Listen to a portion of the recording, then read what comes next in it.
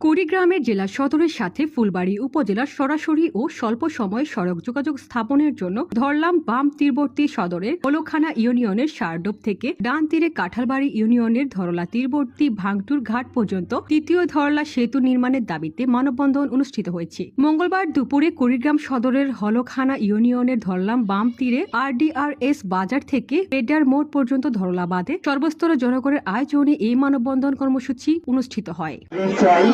এই দাবিকে কেন্দ্র করে আজকে ফুলবাড়ী উপজেলা থেকে শুরু করে কুড়িগ্রাম কাঁঠালবাড়ি থেকে শুরু করে সর্বস্তরের জনগণের এই ঐক্যবদ্ধ মানববন্ধনে উপস্থিত আছেন আজকের অনুষ্ঠানের সম্মানিত অতিথিবৃন্দ, সেই সঙ্গে সর্বস্তরের জনগণ সকলের প্রতি আমার সালাম, আসসালামু আলাইকুম।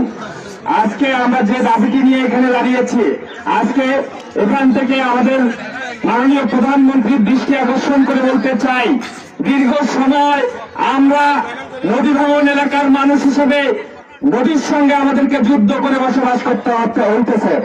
আজকে আমরা আমাদের চাষাবাদকৃত যে ফসল আমরা যথাযথ মূল্যে যোগাযোগের অভাবে আমরা ন্যায্য মূল্য থেকে বঞ্চিত হচ্ছি।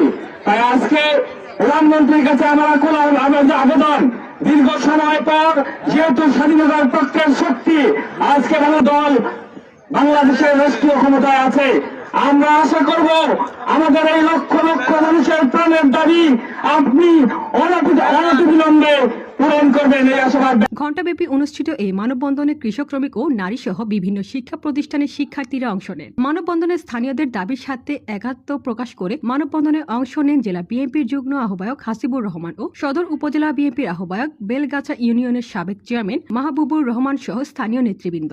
মানববন্ধনে অংশ নিয়ে স্থানীয় বাসিন্দা ও এনসিপির নেতা আশরাফুল আলম বলেন, দীর্ঘদিন ধরে ফুলবাড়ী থেকে ভাঙটুর ঘাট পর্যন্ত তৃতীয় ধরলা সেতুর দাবি জানানো হচ্ছে, কিন্তু আজ পর্যন্ত কোনো উদ্যোগ নেই। এই সেতুটির অভাবে চরম ভোগান্তি ও দুর্যোগের শিকার হচ্ছেন কুড়িগ্রাম সদরের হলখানা, কাঁঠালবাড়ি ইউনিয়ন সহ ফুলবাড়ী উপজেলার মানুষজন। এই নদী পথে পারাপারের সময় আমার দুই ভাই নদীর পানিতে ডুবে প্রাণ হারিয়েছিল। সেতু না থাকায় গর্ভবতী নারী সহ গুরুতর অসুস্থ মানুষদের জরুরি চিকিৎসা দিতে নানা বিড়ম্বনার শিকার হতে হয়। কৃষকরা কৃষিপণ্যের ন্যায্য মূল্য পান না। নানা দুর্যোগ নিয়ে শিক্ষার্থীরা শিক্ষা প্রতিষ্ঠানে যায়। ব্যবসায়ীরা পণ্য পরিবহনে আর্থিকভাবে ক্ষতিগ্রস্ত হচ্ছেন। অবিলম্বে ফুলবাড়ী থেকে ভাঙটুর ঘাট পর্যন্ত তৃতীয় ধরলা সেতুর নির্মাণে জোর দাবি জানান আমাদের এই মানববন্ধন কর্মসূচিতে কুড়িগ্রাম জেলা বিএনপির নেতৃবৃন্দ, হলখানা ইউনিয়ন বিএনপি সহ সকল অন্য সংগঠনের নেতৃবৃন্দ, অন্যান্য রাজনৈতিক দলের নেতৃবৃন্দ সহ অত্র এলাকার মুরব্বিয়ান এবং স্কুল কলেজ থেকে ছাত্রছাত্রী সকলকে আমার দল বাংলাদেশ জাতীয়তাবাদী দলের পক্ষ থেকে জানাচ্ছি